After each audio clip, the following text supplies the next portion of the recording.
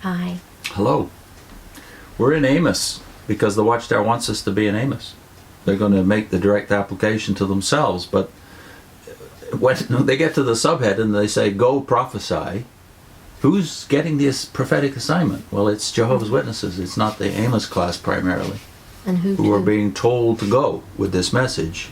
Mm-hmm. Who are they being told to go to, according to the next couple of paragraphs? Jehovah's command to Amos was, go prophesy to my people Israel.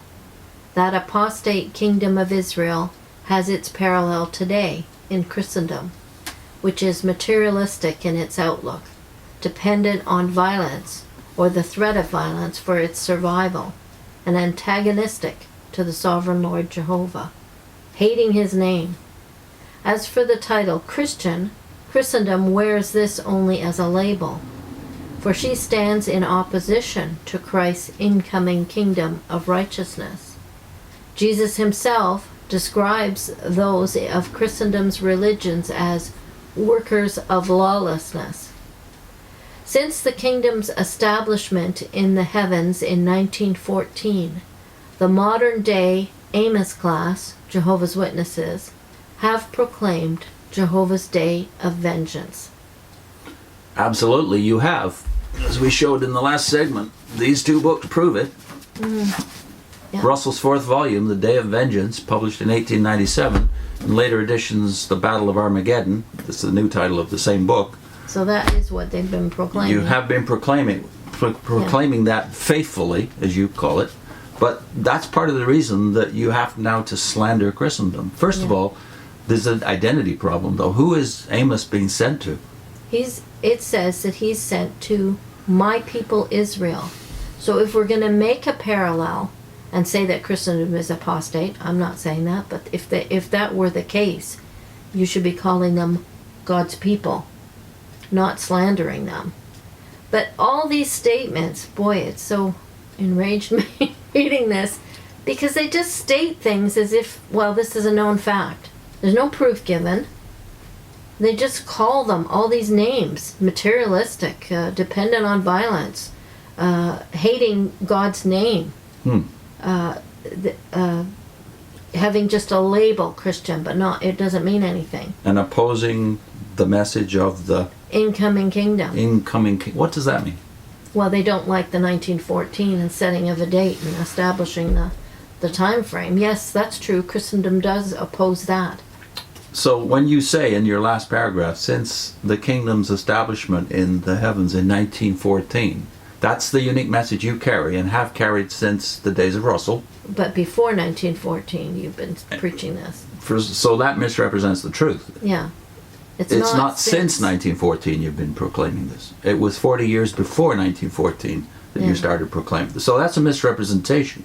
But then when you put that side by side with the idea that the Christendom has been opposing this message of the incoming kingdom, which you have tied to 1799, 1874, 1878, when you say the kingdom came, now all those dates are all compacted into 1914, which you're barely hanging on to now. And you're right. This has been the message you have been proclaiming these 5 generations. Yeah. But who's the apostate here? Who's the one that's going against God's words? And if you're going to say that we're the Amos class, then match it up. Don't call them apostate or non-brothers. Call them brethren. Even that's right. So we got the problem of, are they still God's people or not? Christendom is outside to you. You are the true religion. They are the false religion, right? Yeah, you just.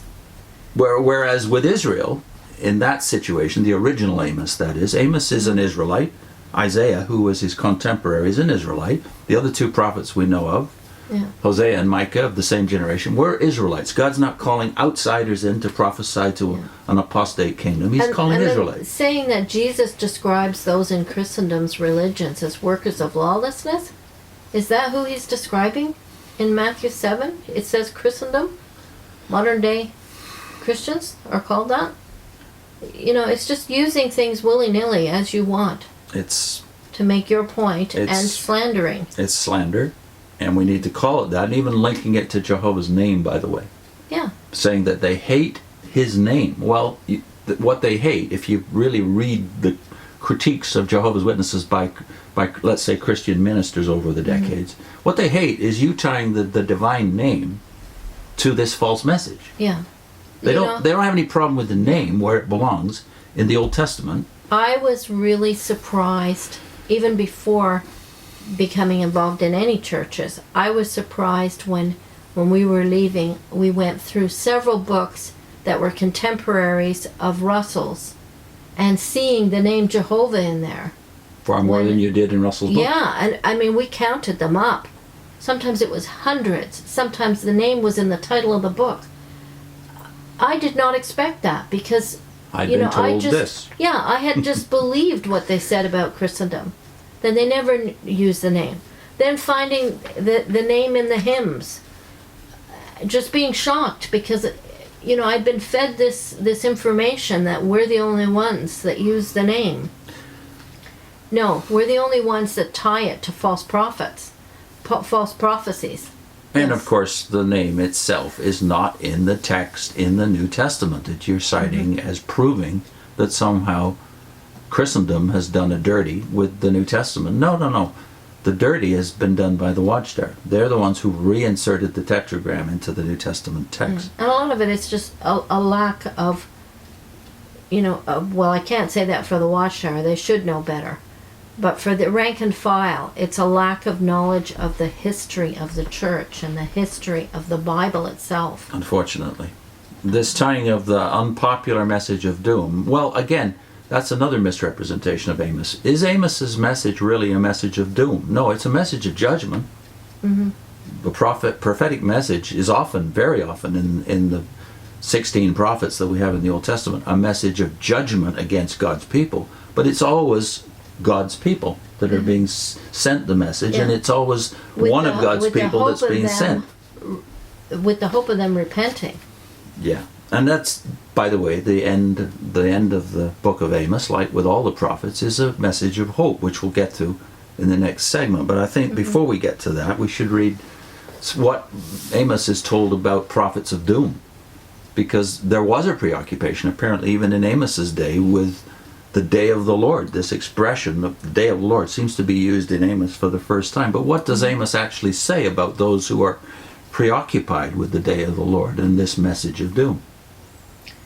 Woe to those who are craving the day of Jehovah. What then will the day of Jehovah mean to you people? It will be darkness and no light, just as when a man flees because of the lion, and the bear actually meets him, and as when he went into the house and supported his hand against the wall, and the serpent bit him.